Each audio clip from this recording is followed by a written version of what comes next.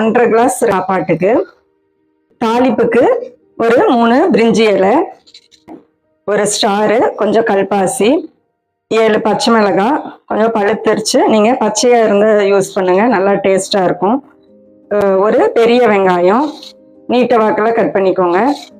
4 தக்காளி வந்து நல்லா பழுத்த தக்காளி. பூண்டு வந்து ஒரு 7 பல் பெரிய பல் பூண்டு தட்டி இருக்கிறேன். இஞ்சி வந்து இந்த அளவு. இது வந்து இன்னும் வந்து மிக்சியில் வந்து அரைச்சிக்கணும். தாளிப்பு வந்து நான் வந்து கடலை எண்ணெய் யூஸ் பண்ணுறேன், மரசெக்கு கடலை எண்ணெய். இந்த ஸ்பூனில் 2.5 ஸ்பூன் அளவு கடலை எண்ணெய் ஊற்றியிருக்கேன். தாளிப்புக்கு இந்த அளவு பட்டை வந்து போடுறேன். நல்லா எண்ணெய் காஞ்சிருச்சு. வெங்காயமும் பச்சை மிளகாவும் போட்டுக்கலாம்.